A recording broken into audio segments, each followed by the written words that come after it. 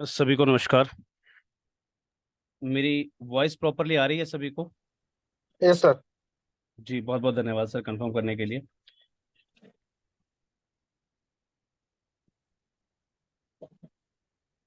चलिए, आज की क्लास शुरू करते हैं।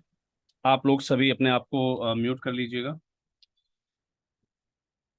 कल हम कहाँ तक कंप्लीट कर चुके थे, यानी कि डे बिफोर यस्टरडे, शनिवार को?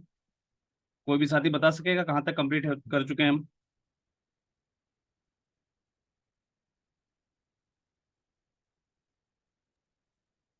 Title cover letter to cover letter. Second chapter. अब मतलब सेकंड पैटर्न कैसा लिखते हैं ओके, कवर कंटेंट्स। लेटर का पैटर्न शायद मैं ब्रीफ कर रहा था, है ना? Yes sir, yes sir. जी। टाइटल कंटेंट्स के वगैरह। लिखवा दिए थे ना मैंने आपको? हाँ, टाइटल का हो गया था टाइटल वो। पेज और कंटेंट पेज हो गए थे ना? हम्म। चलिए जी, टाइटल पेज और कंटेंट पेज हो चुके हैं हमारे। क्योंकि हम ज़्यादा लंबा डिस्कशन लेके अगर चलेंगे तो शायद हम कोर्स को उस निश्चित समयावधि में ख़त्म नहीं कर पाएंगे। तो मैं यस अब सर, यस सर। फटाफट आपको जो है प्रपोजल की ओर लेके चलता हूँ। Project proposal.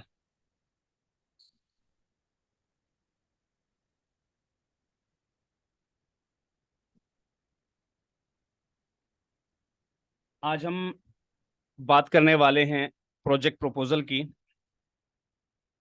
प्रोजेक्ट प्रपोजल में किसी भी शब्द को मैं आगे बढ़ाने से पहले एक बार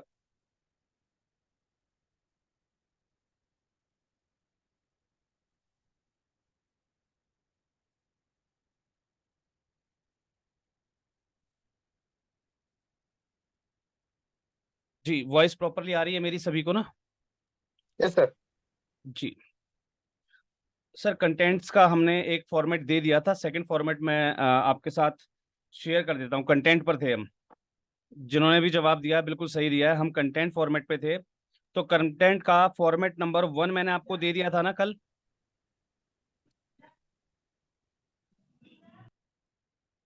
जिस साथी ने मुझे रिप्लाई किया था, मानव सेवा महिला सम्मान समिति, अपने आप को अनम्यूट कीजिए सर। जी सर। जी।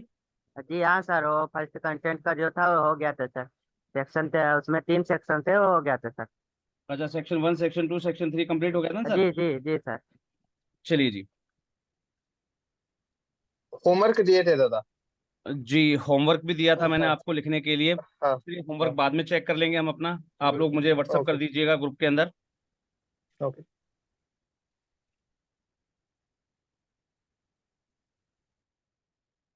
आज प्रपोजल के बारे में जब हम बात करेंगे तो प्रपोजल, प्रोजेक्ट राइटिंग जिसे कहते हैं हम, प्रोजेक्ट प्रपोजल, उसको लिखने से पहले एक छोटा सा प्रश्न मैं आप लोगों से लेना चाहूंगा। जो भी ये फंडिंग एजेंसी का ऑफिस होता है, या जो भी फंडिंग एजेंसी का हेड रहता है, उसकी टेबल पर बहुत सारे प्रपोजल होंगे, है ना? क्या वो अपनी टेबल पे रखे हुए सारे के सारे प्रपोजल पढ़ेगा? यस और नो? एक बार फटाफट चैट बॉक्स में आ जाइए।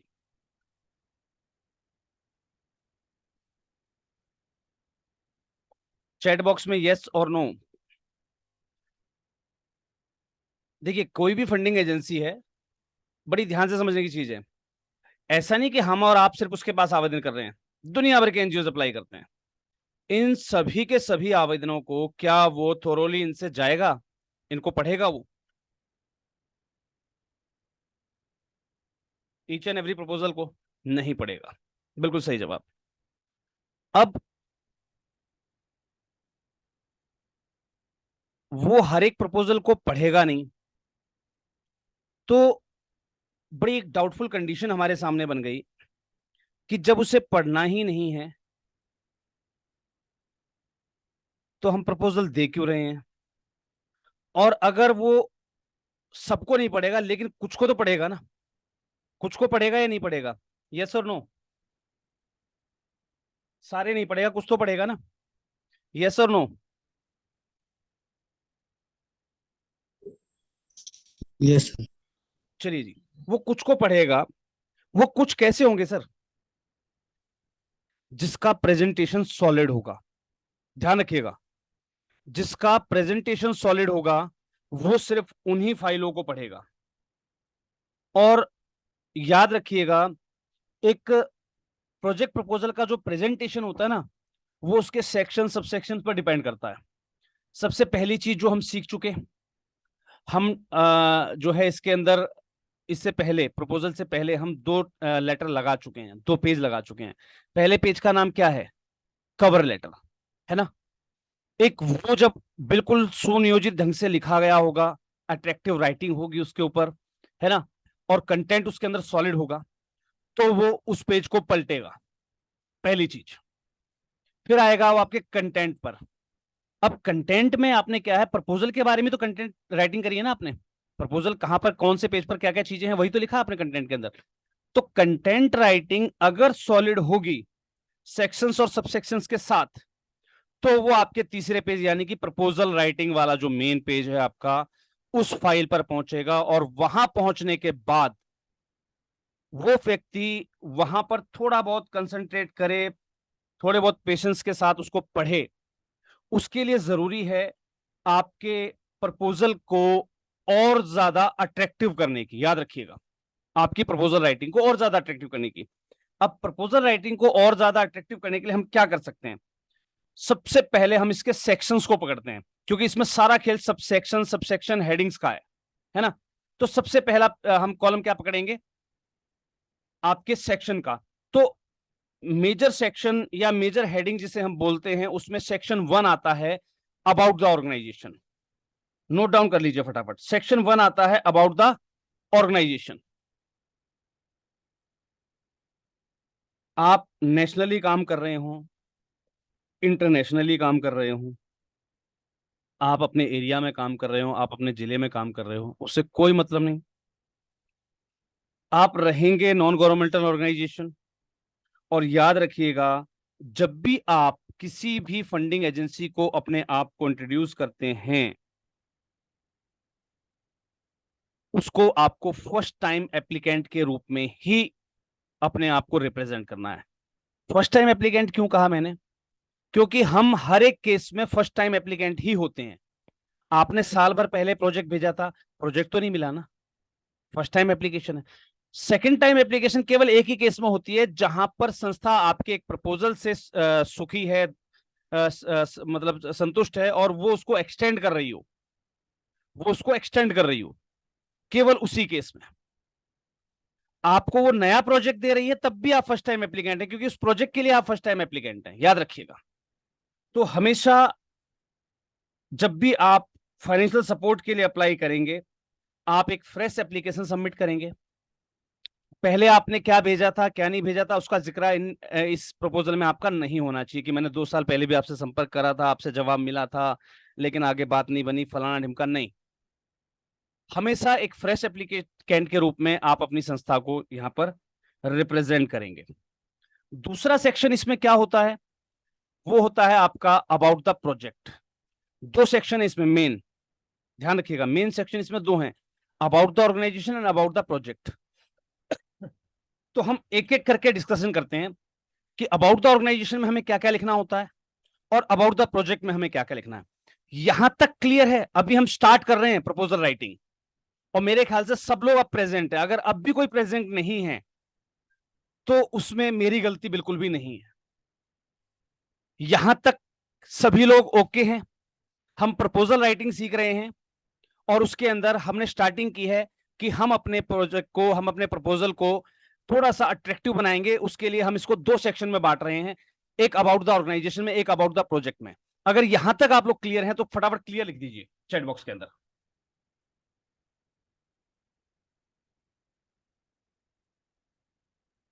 ग्रेट, सभी लोग जवाब दिया कीजिए। हमेशा उससे आपकी संख्या पता लगती है कि आप वाकई में मौजूद हैं या नहीं। चलिए जी, सेक्शन सब सेक्शंस के इस सेशन में हम पहले सेक्शन पर आते हैं, अबाउट द ऑर्गेनाइजेशन पर। Section 1 about the applicant, about the organisation या profile of the organisation. Note down कर लीजिए। अब नोट डाउन करने की चीज है, हम अब इसको डिस्कस करने वाले हैं। सेक्शन 1 को अबाउट द ऑर्गेनाइजेशन लिखवाया था मैंने आपको। अब इसमें क्या क्या चीजें होंगी सेक्शन 1 को जब हम विस्तार से लिखना शुरू करेंगे, तो इसमें about the organisation, about the applicant, about the profile of the organisation होता है।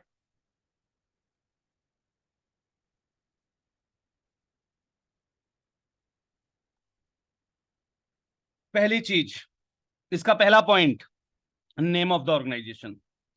याद रखिएगा, नेम ऑफ द ऑर्गेनाइजेशन जब भी आप संस्था का लिखते हैं, कभी भी शॉर्ट फॉर्म या एब्रिविएशंस का यूज नहीं करना है। आपको वही नाम यूज करना है जो आपके पैन कार्ड पर इंडिकेटेड हो। क्लियर है यहां तक सभी को? यस कर दीजिए, एस, यस। संस्था का नाम क्लियर रूप से आपको लिखना है, पैन कार्ड वाला नाम, उसमें कोई गलती नहीं होनी चाहिए, स्पेलिंग मिस्टेक नहीं होनी चाहिए, कोई एब्रीविएशन यूज नहीं करनी है, as it is name use करना है जैसा आपके पैन कार्ड पर अवेलेबल है, संस्था के पैन कार्ड पर। क्लियर है यहां पर? चलिए नेक्स्ट चलते हैं। याद रखिएगा, कोई भी शॉर्ट नेम या ऐसा कुछ भी डालने से बचिए, यहां पर ऐसा कुछ भी नहीं डालना है। सेकंड, सेकंड रहता है हमारा कॉन्टैक्ट डिटेल्स।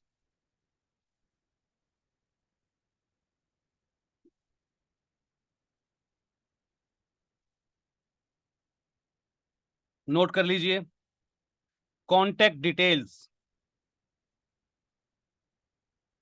कॉन्टैक्ट डिटेल के अंदर आपका आएगा, नोट डाउन करते रहिएगा, मैं लिखवा रहा हूं आपको। जब आप संस्था की कॉन्टैक्ट डिटेल डालते हैं, देखिए यहां पर पहले हमने क्या दिया, नेम ऑफ द ऑर्गेनाइजेशन, यानी कि संस्था का नाम दिया, तो संस्था की कॉन्टैक्ट डिटेल डालेंगे हम यहां पर। तो उसके अंदर name of the building, note कर लीजिए, पॉइंट 1। जी हाँ, एड्रेस ऑफ द ऑर्गेनाइजेशन, बिल्कुल।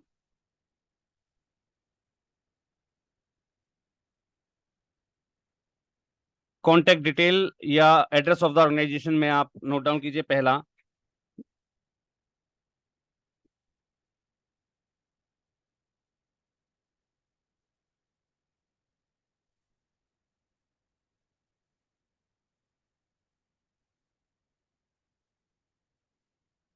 एक मिनट रुकिएगा।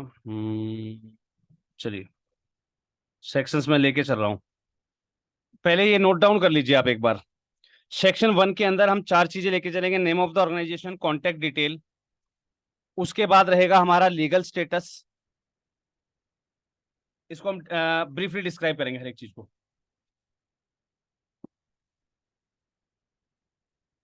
लीगल स्टेटस के बाद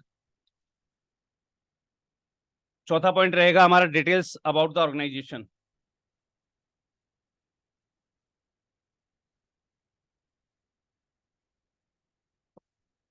about the applicant, about the organisation या प्रोफाइल ऑफ द ऑर्गेनाइजेशन में 4 चीजें रहती हैं, name of the organisation, contact details, legal status और डिटेल्स अबाउट द ऑर्गेनाइजेशन।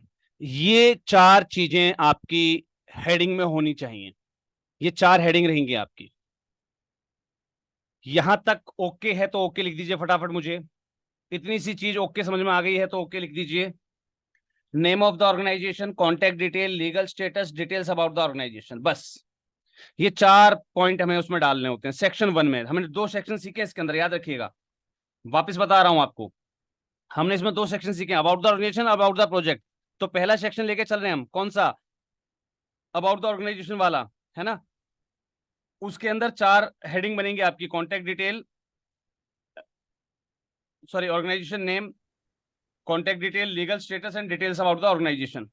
ये 4 आपकी सब हेडिंग्स बन जाएंगी इसके अंदर। चलिए जी, नेक्स्ट बढ़ते हैं, कॉन्टैक्ट डिटेल्स। अब ये जो sorry, name of the organisation, ये आपको एज इट इज लिखना है, मैंने आपको बताया था name of the organisation as it is लिखना है जैसा आपके पैन कार्ड में अवेलेबल है, उसमें शॉर्ट फॉर्म एब्रीविएशंस कुछ भी यूज नहीं करनी है। दूसरा पॉइंट था हमारा कॉन्टैक्ट डिटेल्स का। कॉन्टैक्ट डिटेल के अंदर हमें क्या क्या चीजें डालनी होती हैं, नोट डाउन कर लीजिए। पहला, पोस्टल एड्रेस। इस पोस्टल एड्रेस के अंदर हमें नेम ऑफ द बिल्डिंग, जिस बिल्डिंग में हमारा संस्था का ऑफिस है, उसका नाम देना होता है। जैसे मेरे घर का नाम है यादव भवन, घर का नाम अगर यादव भवन है तो जाहिर सी बात है अगर मेरा ऑफिस भी उस घर में है तो मैं चाहूं तो उसको माधव जन कल्याण फाउंडेशन लिख सकता हूं बिल्डिंग का नाम। तो कई बार होता है मोस्टली केसेस में कि हमने अपनी बिल्डिंग का नाम नहीं रखा होता है। अगर यादव भवन के अंदर मेरा ऑफिस है, मेरे घर के अंदर मेरा ऑफिस है, यादव भवन मेरे घर का नाम है, तो नेम ऑफ द बिल्डिंग क्या हो जाएगा? यादव भवन।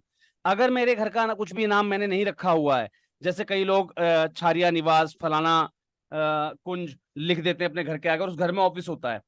जैसे मेरा ऑफिस जो है आपको पता है कि देवकर्ण धर्मशाला में है, तो नेम ऑफ द बिल्डिंग क्या आएगी? देवकर्ण धर्मशाला, है ना।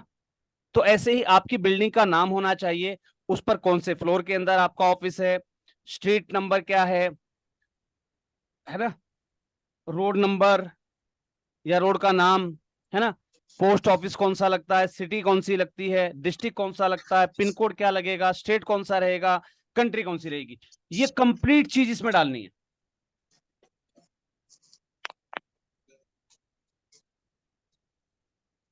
अगर हम यहाँ ये सोचे कि मैंने हरियाणा लिख दिया, इसका मतलब हूं तो मैं इंडिया में ही, इंडिया शब्द भी लिखना कंपलसरी है, कंट्री डालना भी कंपलसरी है। अगर एक भी चीज आपने छोड़ दी समझ लीजिए वो आपकी एक मिस्टेक है।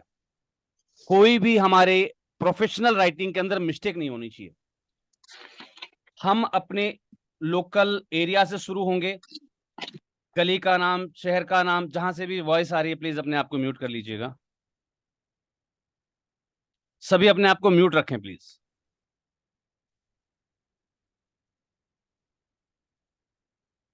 बिल्डिंग नेम, फ्लोर, कौन सा फ्लोर है, first floor, second floor, ground floor, है ना, स्ट्रीट कौन सी है, गली का नाम जो होता है, गली नंबर जो होता है या रोड नंबर जो होता है, जो भी है ना, पोस्टल ऑफिस एड्रेस, आपका पोस्ट ऑफिस कौन सा लगेगा, सिटी कौन सी लगेगी, डिस्ट्रिक्ट कौन सा लगेगा, पिन कोड क्या रहेगा आपके यहाँ का, है ना, स्टेट कौन सा रहेगा, कंट्री क्या रहेगी। यहां तक समझ में आ गया होगा। उसके बाद आपको डालना होता है name of the contact person. याद रखिएगा ये बहुत जरूरी इंफॉर्मेशन होती है, जिसको आपको इसमें डालना बहुत जरूरी होता है, क्योंकि आगे किसी भी प्रकार के कम्युनिकेशन के लिए इस कॉन्टेक्ट को यूज किया जाएगा। ये कॉन्टेक्ट आपका जो है कंट्री लेवल पे, डिस्ट्रिक्ट लेवल पे या प्रोजेक्ट लेवल पे कोई भी हो सकता है, ठीक है। तो name of the contact person यहां पर जरूर लिखना है, या पर्सन टू कॉन्टेक्ट, है ना, इस टाइप से आप लिख सकते हैं उसको। उसके बाद हमने एक और सेक्शन दिया, name of the secondary contact person. ये ऑप्शनल होता है, लेकिन मैं फिर भी एडवाइस दूंगा कि इसको भी आप डालिए। क्या पता जो कांटेक्ट पर्सन आपने डाला था, चाहे वो प्रोजेक्ट मैनेजर था या जो भी था, अगर गलती से वो जॉब छोड़ जाए, गलती से उसका फोन ना मिले, तो उस कंडीशन में सेकेंडरी कांटेक्ट पर्सन का जो है नाम होना जरूरी होता है। यहां तक क्लियर है सभी को? Name of the contact person, name of the second contact person, secondary contact person, है ना। तो ऐसे में कई बार होता है, अगर कंपनी से फोन आया हमारे नंबर पर, संस्था के लैंडलाइन नंबर पर, उन्होंने कहा जी यादव जी से बात करनी है, अब यादव जी तो जो है स्वर्ग सिधार गए, है ना। तो एटलीस्ट कंपनी वालों के पास कोई दूसरा नाम भी हो कि एक काम कीजिए जी, जो है प्रहलाद जी से बात करवा दीजिए, अगर यादव जी प्रेजेंट नहीं है तो, है ना।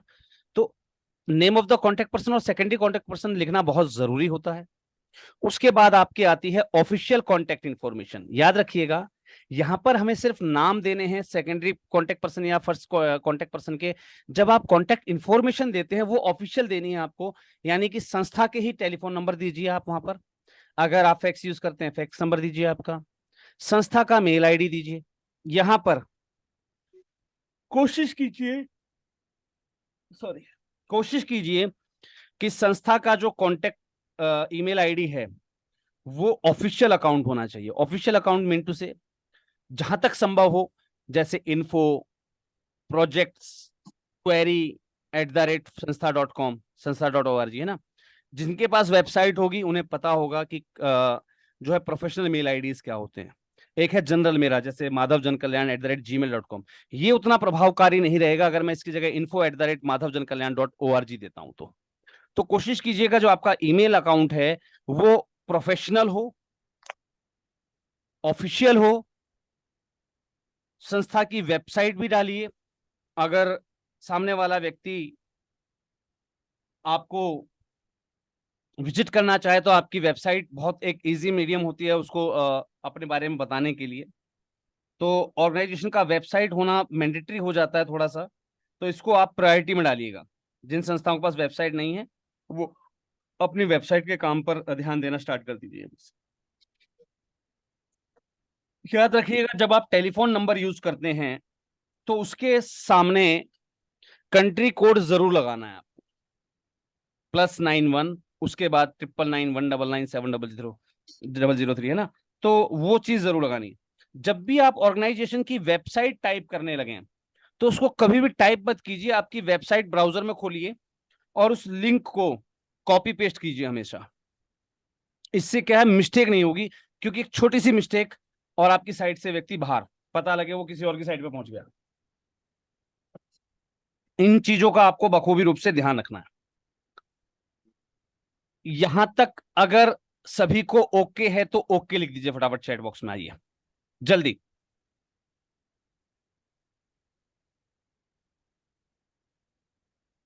हमने यहां पर 4 सेक्शंस पढ़े थे। नेम ऑफ द ऑर्गेनाइजेशन, उसके बाद था हमारा कॉन्टेक्ट डिटेल, उसके बाद थी हमारी जो है लीगल डिटेल्स, है ना, लीगल स्टेटस जो है हमारा, और लीगल स्टेटस के बाद आएगा हमारा अबाउट द ऑर्गेनाइजेशन। तो हमने 2 चीज पूरी कर ली है। कौन कौन सी? नेम ऑफ द ऑर्गेनाइजेशन हमें वही लिखना जो पैन कार्ड पर इंडिकेटेड है, बिल्कुल क्लियर, कोई शॉर्ट फॉर्म नहीं, कोई एब्रीवेशंस नहीं। कॉन्टेक्ट डिटेल के अंदर क्या क्या डालना होता है मैंने आपको बता दिया, पूरा पता लिखिएगा तरीके से। कॉन्टेक्ट पर्सन कम से कम 2 दीजिए, उसमें आप सेकेंडरी मतलब जो है first contact person, secondary contact person, है ना। उसके बाद संस्था के डिटेल दीजिए आप बकायदा पूरी, ठीक है जी। संस्था की डिटेल के अंदर मैंने आपको बता दिया संस्था का टेलीफोन नंबर, आपका कोई फैक्स नंबर है तो फैक्स नंबर भी आप डाल सकते हैं, अदरवाइज संस्था का ईमेल एड्रेस, और वो ईमेल एड्रेस जो है वो हमेशा याद रखिएगा ऑफिशियल अकाउंट का अगर रहेगा तो बहुत ज्यादा प्रेफरेबल होता है वो, और आपकी मेल आईडी जरूर डालनी है आपको। अब बात करते हैं नेक्स्ट सेशन की, आगे क्या करना है। लीगल स्टेटस, लीगल स्टेटस बहुत मायने रखता है संस्था के प्रोफाइल के लिए, क्योंकि हम यहाँ पर ऑर्गेनाइजेशन प्रोफाइल लिख रहे हैं, तो लीगल स्टेटस बहुत ज्यादा जरूरी, इसको ध्यान से समझने का प्रयास कीजिएगा, बड़े ध्यान से। इसके अंदर मोस्टली क्या क्या डिटेल्स आती हैं, जैसे आपका जेंसिस आता है, स्टेब्लिशमेंट ऑफ द ऑर्गेनाइजेशन आता है, रजिस्ट्रेशन डिटेल्स आती हैं, डिटेल्स ऑफ टैक्स एग्जेम्पशंस आती हैं, एफसीआरए अगर है तो वो आता है, बैंक की डिटेल आती है, ये आती है आपकी लीगल स्टेटस के अंदर, याद रखिएगा ये होती है आपकी लीगल स्टेटस के अंदर।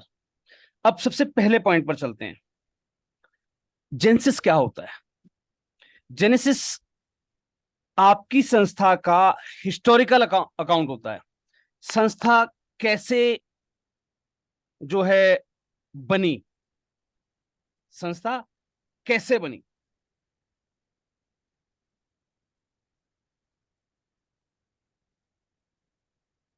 How the NGO came into existence, है ना, संस्था कैसे उत्पन्न हुई, इसके बारे में लिखने के लिए आप यहां पर सहायता ले सकते हैं किसकी, फाउंडर के विजन की या फाउंडिंग मेंबर के विजन की।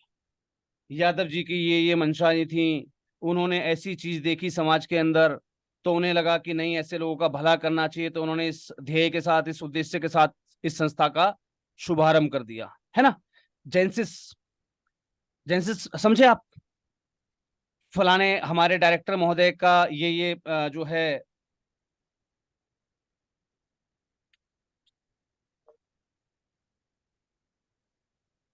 युग चेतना महिला, सर बिल्डिंग नेम तो है पर एनजीओ नेम नहीं है, उससे कोई मतलब नहीं, बिल्डिंग का नाम होना चाहिए। मेरी बिल्डिंग का नाम है देवगन धर्मशाला, तो मैं देवगन धर्मशाला लिखूंगा, ये नहीं कि जरूरी कि उसका नाम मैं एनजीओ के नाम से रखूंगा, नहीं। अगर नहीं है कहीं पर बिल्डिंग का नाम तो आप उसको संस्था का नाम दे दीजिए, फलाना एनजीओ भवन, है ना, वो दे सकते हैं आप। आई थिंक सो वो क्लियर, क्वेरी क्लियर होगी। अभी हम जिस टॉपिक पे बात कर रहे हैं उसकी सेंसिटिविटी को समझिएगा। जेनेसिस, जेनेसिस समझे आप, जेनेसिस क्या होता है, संस्था एग्जिस्टेंस में क्यों आई, कैसे आई, है ना। तो उसमें हम एक विजन लिखते हैं कि यार हमारे डायरेक्टर साहब के जो है माता जी कैंसर से एक्सपायर हो गई थी, उन्हें ढंग का इलाज नहीं मिल पाया, तो उन्होंने उन्होंने देखा कि बहुत सारे लोग हैं जो कैंसर के इलाज की कमी की वजह से जो है तड़प के मर रहे हैं, तो उन्होंने ऐसे लोगों के सही इलाज के लिए एक ध्येय, एक उद्देश्य बना लिया अपना, और उन्होंने इस संस्था का नाम जो है द कैंसर फाउंडेशन लिख के इसको ही शुभारंभ कर दिया। इसको बात समझे? जेनेसिस, ये चीज समझ में आ गई जेनेसिस क्या होता है? यस और नो? अगर जेनेसिस शब्द को आप समझ गए तो क्लियर टाइप कर दीजिए, यस क्लियर है हमें, यस कर दीजिए, क्लियर लिख दीजिए फटाफट, यस यस, है ना। और याद रखिएगा यहां पर जो भी डाटा आप देते हैं वो जेन्युइन भी होना चाहिए, ऐसा नहीं अपने मन से कोई कहानी बना ली हो, ठीक है। तो यहां पर जेन्युइन डाटा देना है। इसके लीगल इम्प्लीकेशंस होते हैं अपने, है ना। जो जिस चीज का आपके पास डॉक्यूमेंट्री एविडेंस हो ना, अब आपने कह दिया जी उनकी सासू माँ एक्सपायर हो गई थी, कैंसर की वजह से इलाज नहीं मिल पाया था और इस वजह से संस्था खोली। अगर उसने मांग लिया जी कब हुई थी आपकी सासू माँ एक्सपायर, दिखाइए एक बर्थ सर्टिफिकेट कोई होगा आपके पास। अब पता लगे सासू माँ एक्सपायर हुई थी 2013 में और आप संस्था बना चुके थे 2010 से ही, है ना।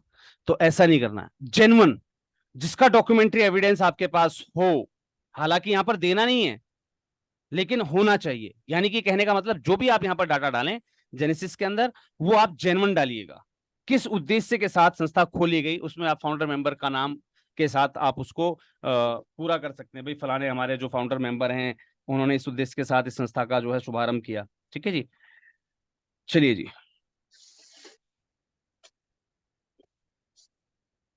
अब बात करते हैं स्टेब्लिशमेंट ऑफ ऑर्गेनाइजेशन। इसके अंदर आपकी वही date of establishment of organisation आ जाता है, डेट ईयर मंथ। याद रखिएगा इसमें सिंगल फॉर्मेट यूज कीजिएगा, यानी कि अगर आप डेट मंथ और ईयर यूज करें तो वही सीरीज आपके सारे डॉक्यूमेंट में होनी चाहिए। अगर आप पहले ईयर यूज करते हैं फिर मंथ यूज करते हैं फिर डेट यूज करते हैं तो वही सीरीज आपके सारे डॉक्यूमेंट्स में होनी चाहिए। क्लियर है? सारे डॉक्यूमेंट्स मतलब जो आपने इसका पहला वाला पेज लिखा, उसके बाद इंडेक्स लिखा, है ना, उसके बाद आप प्रपोजल लिख रहे हैं, तो सीरीज होती है ये, है ना। डेट फॉर्मेट जो होता है ना हमारा, हम मंथ डेट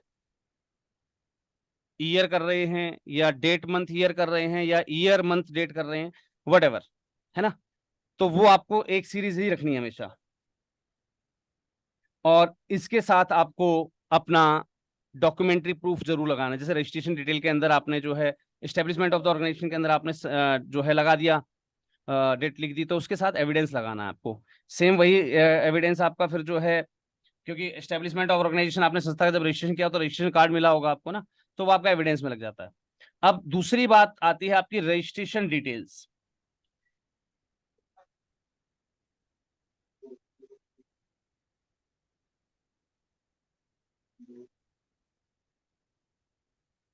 इसके अंदर आपका आ जाता है रजिस्ट्रेशन डिटेल के अंदर रजिस्ट्रेशन नंबर, नोट डाउन कर लीजिए, registration number, date of registration and place of registration. Registration detail के अंदर आएगा आपका registration number, date of registration and place of registration. ये आपके सर्टिफिकेट पर होता है। रजिस्ट्रेशन नंबर भी होता है, किस तारीख को रजिस्टर हुई वो डेट ऑफ रजिस्ट्रेशन भी होता है, और कहाँ से रजिस्टर्ड हुई वो प्लेस ऑफ रजिस्ट्रेशन भी होता है। तो रजिस्ट्रेशन डिटेल के अंदर आपको तीनों चीज इंडिकेट करनी है, registration number, date of registration and place of registration. तो इसके साथ आप अपना सर्टिफिकेट लगा दीजिएगा। यहां पर क्लियर है सभी को? चलिए जी, डिटेल्स ऑफ टैक्स एग्जेम्पशंस। अब बात करते हैं टैक्स एग्जेम्पशन की। हम प्रपोजल लिख रहे हैं, ग्रांट चाहते हैं, जायज सी बात है। ये ग्रांट हम कहीं ना कहीं सीएसआर को अगर देने वाले हैं, सीएसआर एजेंसी को देने वाले हैं, चाहे ना भी सीएसआर एजेंसी हो, लेकिन आपके पास टैक्स एग्जेम्पशन सर्टिफिकेट्स हैं, इसका डिटेल आपको जरूर देनी होती है। 12A, ATG, CSR 1, है ना, इसका रजिस्ट्रेशन नंबर और उसकी वैलिडिटी, रजिस्ट्रेशन नंबर और वैलिडिटी। ऐसे ही CSR 1 आपका रजिस्ट्रेशन नंबर और वैलिडिटी आ जाएगा। साथ में आप अपना पैन डिटेल डाल सकते हैं, अपनी टेन डिटेल डाल सकते हैं। टेन किस लिए होता है पता है ना आपको? जो आपके जो टैक्स डिडक्शंस होती हैं, है ना, उसके लिए, किसी प्रकार की अगर टैक्स डिडक्शन होती है तो उसके लिए होता है आपका 10। और ATG जो लोग सेक्शन 8 करवाते हैं उनको हमेशा मिलता ही मिलता है, और सोसाइटी और ट्रस्ट वालों को करवाना पड़ता है। मैंने केस बुक सीरीज में बताया था आपको इसकी इंपॉर्टेंस क्या होती है। ये क्यों जरूरी होता है? तो डिटेल्स ऑफ टैक्स एग्जाम्पशन में आप अपने 12A ATG CSR 1 10 और 10 डाल देंगे। अगर आपके पास FCRA है तो आप FCRA 1 का नंबर का कॉलम बनाइएगा, अदरवाइज कॉलम को छोड़ दीजिएगा। ध्यान रखिएगा इस हेडिंग को, इस सब हेडिंग को आपको छोड़ देना। हेडिंग है हमारी लीगल स्टेटस है ना, सब हेडिंग हो जाएगी हमारी। तो सब हेडिंग FCRA अगर है आपके पास तो लगाइए, दिखाइए उसको, बिल्कुल प्रेजेंट कीजिए। इससे आपकी संस्था के प्रोफाइल में वजन बनता है।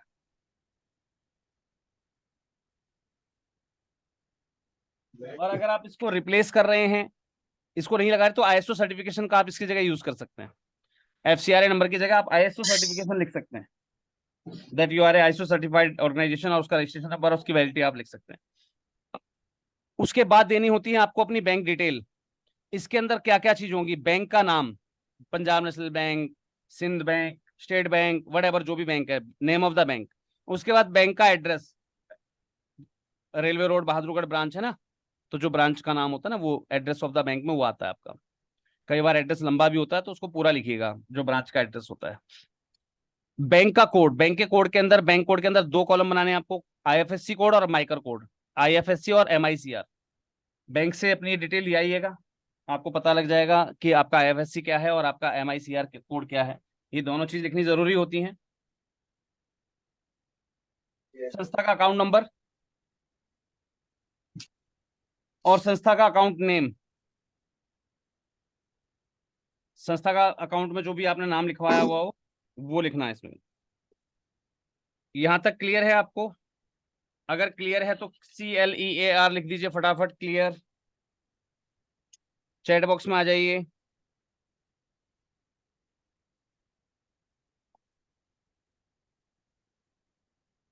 एक चीज मैं यहाँ पर आप लोगों को जरूर कहना चाहूंगा, जिन भी संस्था का सिंगल अकाउंट ऑपरेट जो कर रही है संस्था, उनसे मेरा निवेदन रहेगा ना, आप अपना एक मतलब जो है 2 अकाउंट खुलवा लीजिए। कम से कम 2 अकाउंट होने चाहिए संस्था के पास, याद रखिएगा। संस्था के पास कम से कम 2 अकाउंट होने चाहिए।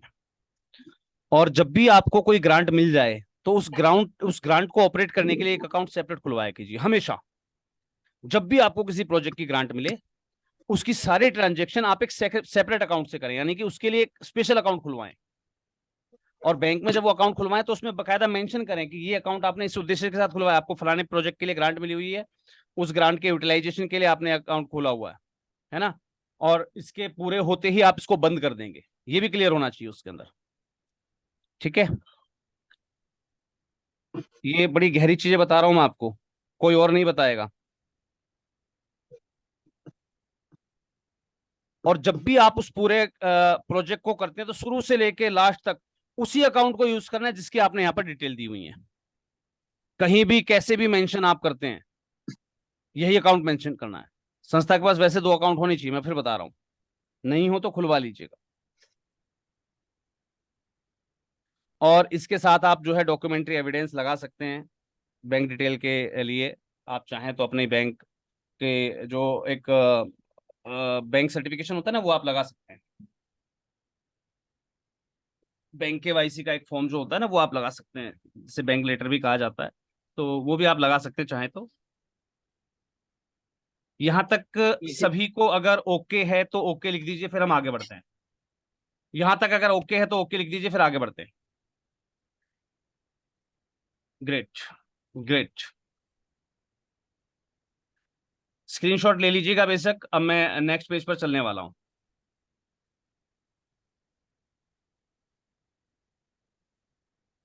चलिए जी, नेक्स्ट पेज पर चलते हैं। अब लीगल स्टेटस के बाद हमारी क्या चीज आने वाली थी? इसके बाद आना था हमारा about organisation, details about the organisation.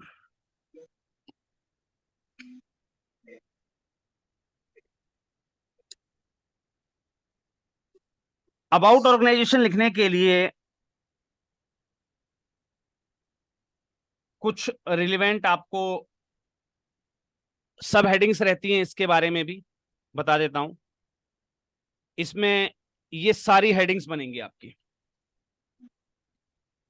फटाफट पहले नोट कर लीजिएगा, फिर मैं 1 बाय 1 एक्सप्लेन कर देता हूं।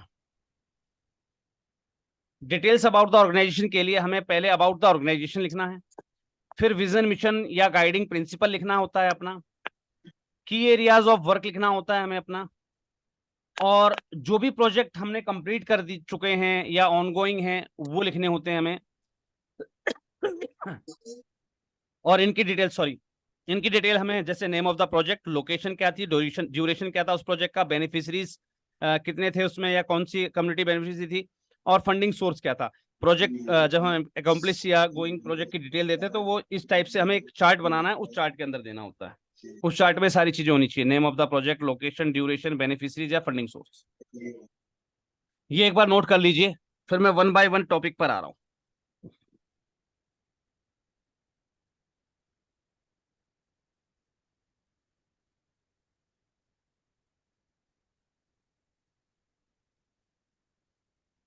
देखिए यहां तक सेल्फ स्टार्ट, आगे बढ़े हम।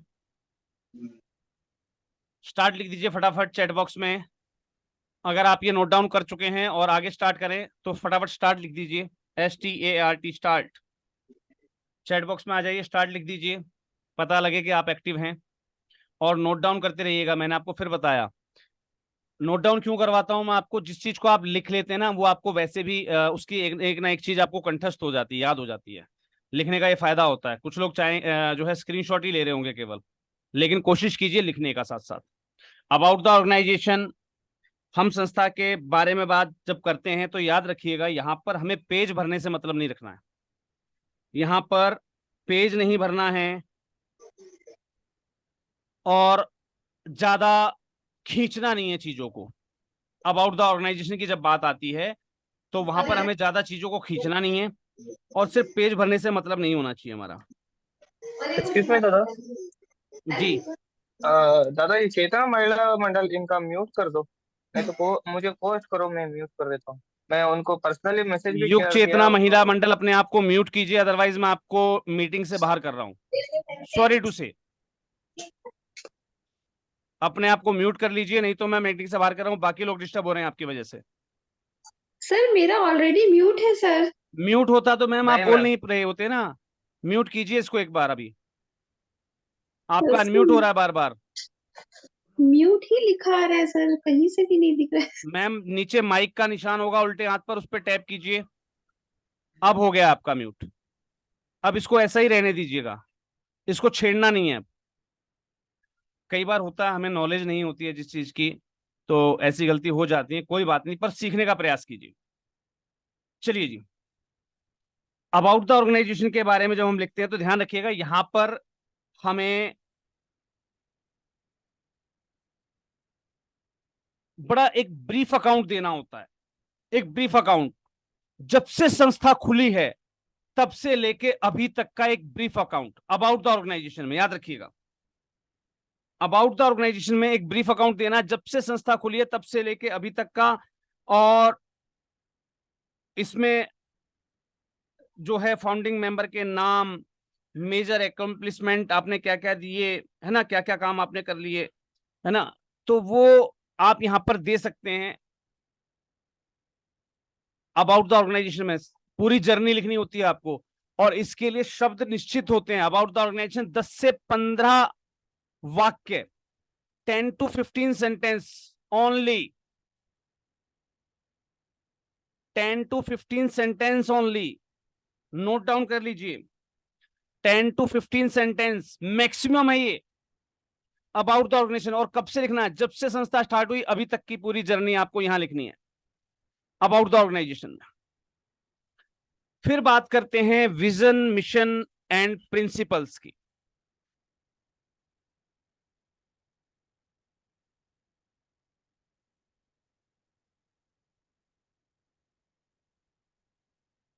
आपका जो प्रपोजल है ना वो संस्था की एग्जिस्टेंस दिखा रहा हो, डॉक्यूमेंट्री, है ना। यानी कि जो आप विजन, मिशन या गाइडिंग प्रिंसिपल यहां पर लिखेंगे वो आपके प्रपोजल से रिलेटेड होने चाहिए लगभग लगभग। जो भी रिलेवेंट विजन हो, रिलेवेंट मिशन हो, रिलेवेंट गोल्स हो, वही आपको यहां पर विजन मिशन या गाइडिंग प्रिंसिपल के अंदर डालने होते हैं। और याद रखिएगा, जब भी आप किसी प्रपोजल के लिए विजन मिशन और गाइडिंग प्रिंसिपल को लिखने वाले हों, उससे पहले उस पर एक टाइम देना है, समय खर्च करना है। वो टाइम आपको डिस्कशन में खर्च करना है, ड्राफ्ट करने हैं विजन्स, हर बार नए ड्राफ्ट करने पड़ेंगे आपको आपके विजन्स। आपकी जो नियमावली है, जो आपकी बायलॉज है ना, वहां से निकालने पड़ते हैं हर प्रपोजल के हिसाब से अलग अलग। क्योंकि यहां पर हम वो रिलेवेंट विजन ही डालेंगे। जैसे मेरे प्रोफाइल, मेरे एमओए के अंदर 236 मेरे जो है विजन और मिशन डाले हुए हैं मैंने, 236 प्लस। अब मैं सारे लिखने में बैठूंगा तो शायद इसमें 10 पेज भी कम पड़ जाएंगे, लेकिन मुझे लिखने कितने हैं, ज्यादा से ज्यादा 10 से 12 लाइन, ज्यादा से ज्यादा 10 से 12 लाइन। और विजन मिशन और गाइडिंग प्रिंसिपल्स को ध्यान रखिएगा, यहां पर आप बुलेटिंग नंबर्स में डालिए इसको। यहां पर एक चीज नोट कर लीजिए, बिल्कुल विजन मिशन और गाइडिंग प्रिंसिपल के अंदर इसको बुलेट्स में डालना है। बुलेट्स का मतलब जैसे हम तीर का निशान लगा के लिखते हैं ना, या डॉट लगा के लिखते हैं, तो डॉट डॉट लिख के ना ज्यादा से ज्यादा 5 से 7 पॉइंट लिख दीजिए आप इसके अंदर, मैक्सिमम 10, बस इससे ज्यादा मत लिखिएगा। 5 से 7 पॉइंट या मैक्सिमम 10 लिखिएगा आप इसमें। और एक फ्री फ्लो दिखना चाहिए आपके विजन मिशन में। बहुत शॉर्ट पॉइंट बनाने हैं आपको, छोटे पॉइंट होने चाहिए, बुलेटेड फॉर्मेट में होने चाहिए। और जो आपकी संस्था की कैपेसिटी से बाहर हो ना, ऐसा कोई विजन या मिशन इसमें डालना मत। ये भी याद रखना, ये भी याद रखना। हम महिला साक्षर निर्भरता पर, आत्मनिर्भरता पर काम करते हैं, लेकिन मैं पूरी देश की महिलाओं को आत्मनिर्भर बनाने का लक्ष्य लेकर चल रहा हूं, मिशन लेकर चल रहा हूं, ऐसा नहीं डालना है। हम महिलाओं को आत्मनिर्भर बनाने की ओर अग्रसर हैं, या उनको अग्रेसित करने के लिए महिलाओं को आत्मनिर्भर बनाना संस्था का उद्देश्य है। पूरे देश की महिला को आत्मनिर्भर बनाना, ये मत डाल देना गलती से, है ना। तो उतना लिखिएगा जितना आपके बियॉन्ड योर कैपेसिटी हो, ऑर्गेनाइजेशन कैपेसिटी। तो विजन मिशन और गाइडिंग प्रिंसिपल को पॉइंट्स में डालना है, याद रखिएगा, मेंशन कर लीजिए, पॉइंट्स में डालना है इसको, पॉइंट्स में, डॉट्स में, बुलेट्स में, जो भी आप यूज करते हो, वट तीर का निशान लगाकर, है ना, उसमें डालना है। Key areas of work, key areas क्या होते हैं इसमें? Nature of work of your organisation, संस्था के कामों की प्रकृति इसमें दिखाई जाती है। और यहां पर आपको रिलेवेंट और रिलेटेड की एरियाज ऑफ वर्क ही लिखने हैं।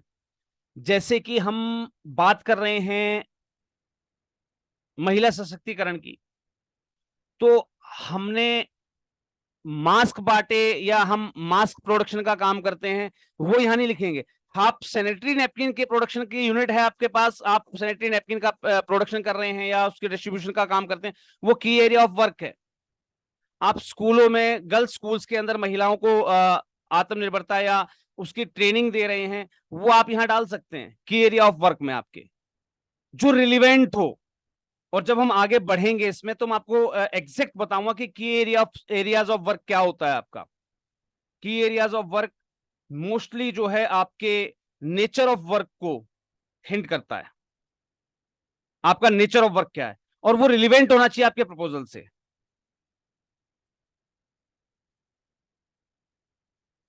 इसे एक नाम और दिया जाता है, नोट डाउन कर लीजिएगा, thrust area of, THRUST, thrust area of work. कई बार जो दूसरे प्रपोजल होते हैं, यानी कि आस्ट प्रपोजल होते हैं, जिन पे कंपनी लिखा होता है भाई हमें ये चीजें चाहिए, तो वहां पर इसी को दूसरा नाम दिया जाता है, वो दिया जाता है thrust area, THRUST, thrust area of work. तो अगर आप किसी प्रपोजल में, किसी प्रपोजल को आप ऑनलाइन भर रहे हैं, ऑलरेडी किसी ग्रांट के लिए आवेदन अप्लाई कर रहे हैं, और वहां पर आपके सामने आ जाए थ्रस्ट एरिया ऑफ वर्क बताइए, तो घबराना नहीं है, यही चीज है वो।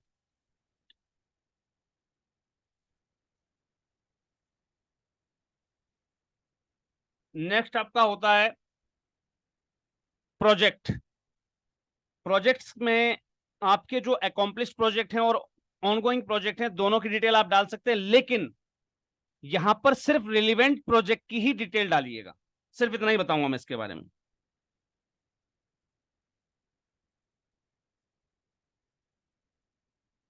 जो रिलेवेंट हो केवल वही प्रोजेक्ट आपको यहां पर इंडिकेट करने हैं, जिसके लिए आप एक टेबल का यूज कर सकते हैं। वो टेबल के अंदर आपको क्या क्या डालना है वो मैंने आपको बता दिया। Name of the project, location कौन सी थी, ड्यूरेशन क्या था, बेनिफिशरीज कौन कितने रहे, कौन रहे, ठीक है। बेनिफिशरीज को आप बकायदा नंबर्स में भी दिखा सकते हैं या ग्रुप में भी दिखा सकते हैं। ग्रुप का मतलब जैसे tribal womens of Jhajjar district, मैंने अगर झज्जर डिस्ट्रिक्ट में काम किया तो ट्राइबल वुमेन्स पे काम किया था उस प्रोजेक्ट में, तो tribal womens of tribal community of Jhajjar district, है ना, ट्राइबल वुमेन कम्युनिटी। तो वो आपको देख लेना है कि आपको नंबर्स में दिखाना है।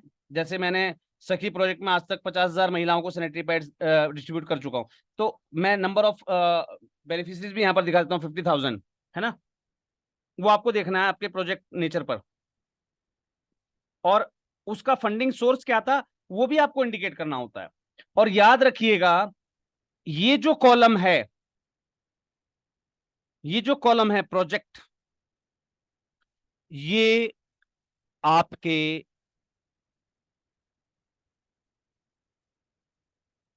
प्रोजेक्ट प्रोफाइल का,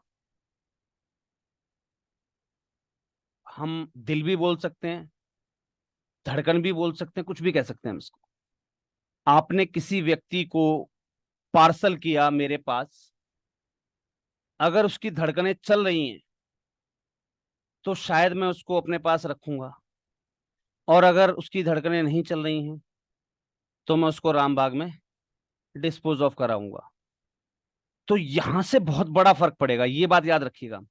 इसीलिए आपको बार बार कहा जाता है कि जब भी आपको किसी भी प्रोजेक्ट पर काम करने का मौका मिले, किसी भी एजेंसी के साथ, किसी भी कंपनी के साथ, किसी भी पार्टनर एनजीओ के साथ, राष्ट्रीय एनजीओ महासंघ से कोई काम मिल गया, भले ही उसमें दो पैसे ना बचें, भले ही दो पैसे जेब से लग जाएं, लेकिन करिए जरूर, क्योंकि वो यहां जुड़ जाएगा आकर, वो यहां जुड़ जाता है आकर।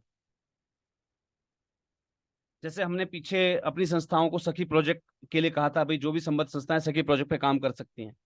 बहुत सारी संस्थाओं ने लाइटली लिया उस बात को, लेकिन जब आप किसी प्रोजेक्ट के लिए आवेदन करने जाएंगे ना, तो वो बड़ा छोटा सा प्रोजेक्ट आपको दिख रहा था, लेकिन लाइटली लिया उसने आपको, लेकिन वो यहाँ एक वजन बना सकता था आपके। ऑनगोइंग में डालते आप उसको, चाहे चाहे एकम्प्लिश्ड में डालते, यानी कि चाहे आप कर चुके होते चाहे कर रहे होते, लेकिन उसके लिए अगर आपको महासंघ से या माधव जल कल्याण फाउंडेशन से फंड मिला है, तो एक एंट्री होती है आपके बैंक में जिसका प्रूफ होता है ना। तो आप फंडिंग सोर्स में डाल सकते थे माधव जन कल्याण फाउंडेशन, बेनिफिशरीज आप दिखा सकते हैं 5,000 महिलाएं आपने बेनिफिट कर दी सैनिटरी पैड बांट के, ड्यूरेशन आपने डाल दिया 3 महीने प्रोजेक्ट को चलाया आपने, लोकेशन डाल दिया आपने अपने एरिया में चलाया, है ना, प्रोजेक्ट का नाम डाल दिया, सखी प्रोजेक्ट पे आपने काम कर रखा। इससे वजन बढ़ता है, इससे वजन बढ़ता है आपके प्रोफाइल का। तो जब भी आपको मौका मिले, अगर जिन संस्थाओं के पास आज तक कोई प्रोजेक्ट नहीं है, उनसे मेरा निवेदन रहेगा, जब भी मौका मिले, जहां से भी मौका मिले, एक आधे प्रोजेक्ट पे काम कर लेना। क्योंकि कोई भी प्रोजेक्ट आपके लिए नुकसानदायक नहीं होता, और संस्था कभी भी फायदे के लिए नहीं बनती। ये बात वैसे हम मोस्टली कहते हैं ना, नॉन प्रॉफिट ऑर्गेनाइजेशन, हालांकि हम प्रॉफिट कमाते हैं वो अलग चीज है, लेकिन जनरली कहा जाता है नॉन प्रॉफिट ऑर्गेनाइजेशन। अगर आपको प्रॉफिट ना भी हो तो उसमें जो है गिला शिकवा रखने की आवश्यकता नहीं है। आपके प्रोफाइल में वजन बढ़ा, इस बात पर भी ध्यान देना जरूरी होता है, क्योंकि भविष्य में अगर आपको काम करना है आगे लंबा, तो यहां पर ये लिस्ट आपकी खाली नहीं होनी चाहिए। यहां तक आप लोगों को अगर समझ में आ गया है तो आप लिख दीजिए डन, DONE, डन। यहां तक अगर डन है अपना, तो यहां तक अगर अपना डन है तो डन लिख दीजिए फटाफट, चैट बॉक्स में आ जाइए।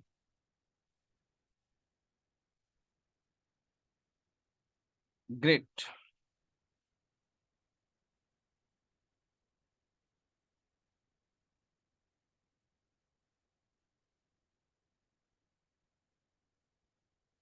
हमने details about the organisation section को लिया अभी। अब हम लेने वाले हैं डिटेल्स अबाउट द प्रोजेक्ट को, है ना, 2 सेक्शन में बांटा था हमने इसको, डिटेल्स अबाउट द ऑर्गेनाइजेशन और डिटेल्स अबाउट द प्रोजेक्ट में। देखिए मैं आपको दिखा देता हूं वापस, हमने यहां पर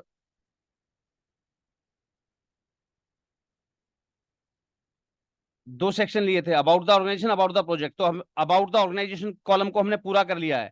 अबाउट द ऑर्गेनाइजेशन में हमें क्या क्या लिखना है, क्या क्या देना है ना, ये सब कुछ करने के बाद अब हम आ गए हैं लीगल स्टेटस में क्या क्या देना था वो सारी चीज हमने कर ली। डिटेल्स अबाउट द ऑर्गेनाइजेशन में हमें क्या क्या देना था वो सारा कुछ लिख लिया हमने। अब हम आ गए हैं सेक्शन 2 पर, अबाउट द प्रोजेक्ट। अब एक बार मैं चाहूंगा कि आप सब लोग अपने आप को अनम्यूट कर लीजिए। एक बार फटाफट सब लोग अपने आप को अनम्यूट कर लीजिए। अभी तक आप म्यूट थे ना, अब एक बार अनम्यूट कर लीजिए सभी लोग अपने आप को। ग्रेट, सभी लोग अनम्यूट कर लीजिए। वेरी गुड, सबका कैमरा ऑन हो जाए एक बार फटाफट, जल्दी से सबका वीडियो ऑन हो जाए।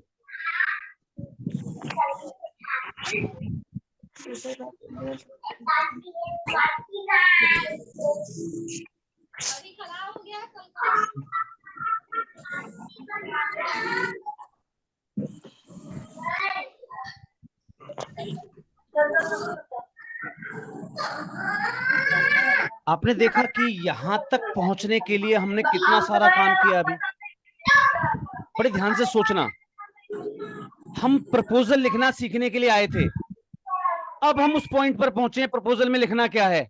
लेकिन उससे पहले हमने कितने पापड़ बेल लिए। हमने 4-5 दिन की क्लास अटेंड कर ली, उसके अंदर हमें जो है इंडेक्स फाइल, कवर पेज, है ना, और पता नहीं क्या क्या सीखा, ऑर्गेनाइजेशन प्रोफाइल भी सीख लिया। अब ये बात याद रखिएगा, जिस काम को करने के लिए हमने इतने पापड़ बेले हैं, क्या वो काम इतना आसान हो सकता है? जिस काम को नहीं करने के सर, लिए इतने पापड़ बेले हमने, क्या वो काम आसान हो सकता है? यस और नो? नहीं सर, नहीं सर। तो इस सेक्शन को बड़े ध्यान से सुनना और समझना है आपको। इससे पहले हमने बहुत मेहनत कर ली है, वो हमने अपना खाका तैयार कर लिया बहुत अच्छे तरीके से, ठीक है। और याद रखिएगा, यहां पर आने के बाद आपका जो रीडर है, कंटेंट रीडर का मतलब होता है आपको जो फंडिंग एजेंसी है, वो आगे इसको पढ़ना जारी जब रखेगी जब ये अट्रैक्टिव बना होगा। क्योंकि इसका पैटर्न हमने अलग अलग बना लिया, हमने कवर पेज डाल दिया, ऑर्गेनाइजेशन का प्रोफाइल डाल दिया, हम ऑर्गेनाइजेशन की समरी डाल चुके, बजट, है ना, हम बनाएंगे। अब ऑब्वियस सी बात है, तो हमने ऑर्गेनाइजेशन की समरी डाल दी, अब हम प्रोजेक्ट समरी डालेंगे, फिर बजट बनाएंगे। तो ऑब्वियस सी चीज है कि यहां तक का जो प्रोफाइल सफर रहा ना आपका, ये कंटेंट आपको सॉलिड रखना है पूरा, जो पीछे सिखाया गया है। अगर उसमें से एक भी चीज बाउंस कर दी तो व्यक्ति इस पेज तक नहीं आएगा। याद रखिएगा, आपको जो टाइटल पेज सिखाया गया है, आपको जो कवर लेटर सिखाया गया है ना, आपको जो इंडेक्स पेज सिखाया गया है, उसको बड़ा सॉलिड रूप से ड्राफ्टिंग करनी है आपको। वो अगर सॉलिड ड्राफ्टिंग है, उसके बाद आपने अपने ऑर्गेनाइजेशन प्रोफाइल को बड़ा अट्रैक्टिव बनाया है, मेरी संस्था क्यों खोली हमने, है ना, वो बड़ा अट्रैक्टिव, एक अच्छी सी, मतलब उसे आप एक कहानी से लिंक कर सकते हैं, वो अट्रैक्टिव हो जाए, बंदा पढ़ने पे मजबूर हो जाए, पेज पलटता ही जाए, है ना, वहां रिलेवेंट आपके प्रोजेक्ट दिख रहे हो कि मैंने ये काम किया है। और कई बार क्या होता है, प्रोजेक्ट हमें जब लेने होते हैं ना, तो उसके लिए हमें प्रोजेक्ट क्रिएट करने पड़ते हैं। तो कोशिश कीजिए जब भी आप किसी प्रोजेक्ट के लिए काम करने जाएं, तो उससे पहले प्रोजेक्ट क्रिएट कर लीजिए। कैसे क्रिएट करते हैं, तरीका बताया था मैंने आपको, नहीं ध्यान है तो दोबारा चले जाना उस वीडियो पर। उस वीडियो का टाइटल बता रहा हूं मैं आपको, new year gift for all NGO, जिसमें मैंने 35 सर्टिफिकेशन बताए हुए हैं, और वहां मैंने समझाया हुआ है कि एक एक सर्टिफिकेट जब आप डाउनलोड करते हैं, हर जगह पर एक सर्टिफिकेट आता है। मान लीजिए महिला दिवस आने वाला, तो एक सर्टिफिकेट होगा, प्लेस सर्टिफिकेट महिला दिवस के लिए। लेकिन उससे पहले आप 2-4-5 दिन की कोई एक्टिविटीज कीजिए महिला से रिलेटेड, और फिर उस दिन अपने सारे वॉलेंटियर्स को और आप संस्था को भी, सबको वो सर्टिफिकेट सेम डे डाउनलोड कर लीजिए। 8 तारीख को, 8 मार्च को आता है महिला दिवस, पता है आपको, है ना। उस दिन सबको डाउनलोड करके उनको भी दीजिए, अपने पास भी रखिए। उसपे एक रिकॉर्ड मेंशन होता है आपकी, भाई आपने पिछले 7 दिनों में महिला सशक्तिकरण पे ये काम करा और 8 तारीख को आप गवर्नमेंट से सम्मानित हुए। हालांकि वो प्लेस सर्टिफिकेट है, लेकिन है तो गवर्नमेंट एंटिटी ना कहीं आपके प्रोफाइल में वजन बनाती है। जब ऐसी एक्टिविटीज आप लगातार करते रहते हैं तो वो एक्टिविटीज आपको बड़ा आगे लेके जाती हैं। ये आपके रिलेवेंट एक्सपीरियंस होते हैं। हमने जो अभी तक पापड़ बेले ना, वो पापड़ बहुत जरूरी थे और उसके बिना कोई स्पेस तक नहीं आएगा। और अब याद रखिएगा, इतने पापड़ बेलने के बाद जिस व्यक्ति को आप स्पेस तक ले आए हैं, अब इस पेज में इतना दम दिखा देना है कि वो इस पेज को लास्ट में साइन करके एक्सेप्टेड लिख के ही बंद करे फाइल को। बात समझे? अब वो इस पेज तक अगर आ गया है ना, तो लास्ट के सारे पेजों तक जाए और उस पर एक्सेप्टेड लिख के वो साइन करे। इसको इतना अट्रैक्टिव बना देना हमने। चलिए अब अपने आप को फटाफट म्यूट कर लीजिए सभी लोग। म्यूट हो जाइए फटाफट सभी लोग। म्यूट हो जाइए फटाफट सभी लोग। Very good.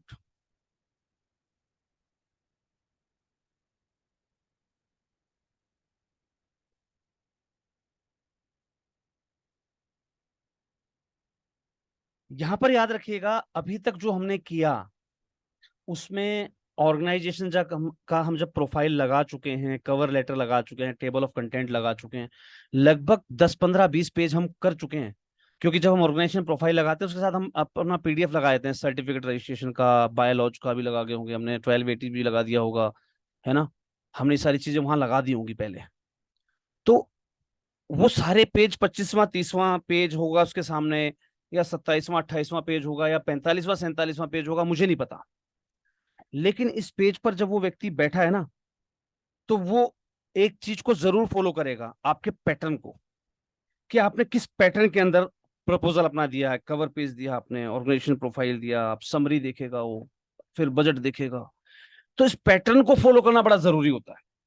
और इस पैटर्न को फॉलो करने के लिए बहुत ज्यादा जरूरी है कि जिस वे में मैं आपको बता रहा हूं, एग्जैक्ट उसी वे में आपको अपना प्रपोजल ड्राफ्ट करना है। चलिए जी, सेक्शन 2 अबाउट द प्रोजेक्ट। इसके अंदर हमें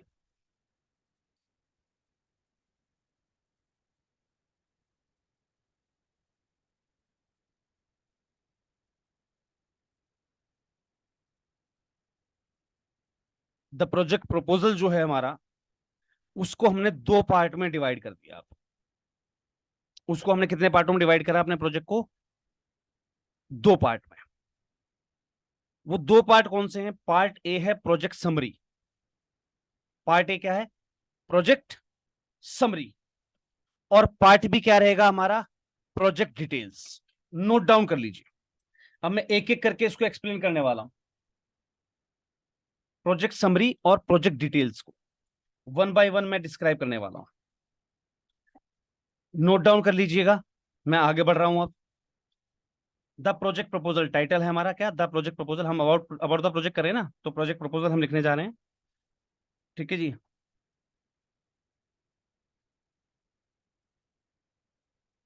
कितना समय हमने खर्च किया पिछले सारे पेजों पर, है ना।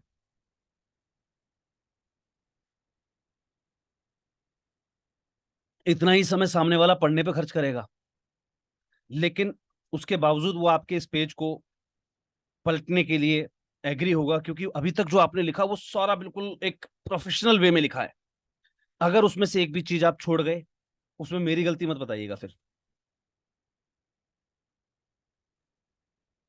अब हम प्रोजेक्ट के बारे में लिखने जा रहे हैं, तो उसको हम 2 पार्टों में डिवाइड करेंगे। Part A project summary, part B project details. अब प्रोजेक्ट समरी क्या होती है? आई थिंक सो मेरी नेक्स्ट क्लास का टाइम भी शायद होने वाला है। Yes sir, yes sir. क्या टाइम हो गया है? 1 मिनट उतना ही है तो सर। ओके, चलिए कल हम इस पार्ट पर आएंगे अब। ठीक है जी, आज के लिए इतना ही। कल हम इस पार्ट पर आने वाले हैं वापस। आज के लिए इतना ही। माफी चाहूंगा आप लोगों से, फ्लो कम बन पाता है। मैंने आप लोगों से कहा भी था कि मुझे चैट बॉक्स में लिख दीजिएगा, अगर हम टाइम चेंज करना चाहें तो टाइम चेंज कर सकते हैं। फिर हम इस क्लास को 7:30 का कर देंगे। तो बहुत कम लोगों के कमेंट आए थे चैट बॉक्स के अंदर, तो एक बार आप लोग चैट बॉक्स पे जरूर आ जाइएगा। ठीक है जी। सभी को बहुत बहुत शुभकामनाएं। और कल यहाँ तक का कंटेंट आप बिल्कुल रेडी रखिएगा, रिमाइंड रखिएगा। मैं किसी से भी पूछूंगा कि कल मैंने आपको क्या क्या पॉइंट्स बताए हुए हैं, है ना। फिर हम आगे बढ़ेंगे जब मुझे लगेगा हर एक व्यक्ति अपने काम में परफेक्ट है, क्योंकि ज्यादा मेंबर्स है नहीं हमारे यहाँ पर, गिने चुने मेंबर्स हैं। मैंने जो हमारे अदर प्लेटफॉर्म थे उन सबकी क्लासेस मैंने अलग अलग कर दी हैं। इस समय मेरे पास जो आपका ग्रुप जुड़ा हुआ है, सिर्फ मैं इसी ग्रुप की क्लास ले रहा हूँ, बाकी को मैंने दिन में अरेंज कर चुका हूँ। ठीक है जी। तो आप 10-15 लोग मेरे साथ जो भी जुड़े हुए हैं, सबसे 1 बाय 1 पूछूंगा। याद करके जरूर आना है, याद रखिएगा, याद करके जरूर आना है आप। Thank you, thanks a lot to all of you. और कोई क्वेरी रहे आपकी तो चैट बॉक्स, यानी कि सॉरी, हमारे जो ग्रुप है ना उसमें लिख दीजिएगा आप, वहां से हम आपकी क्वेरीज को उठा लेंगे। बहुत बहुत धन्यवाद थैंक यू सभी दादा, को। शुभ रात्रि। थैंक यू दादा, थैंक यू।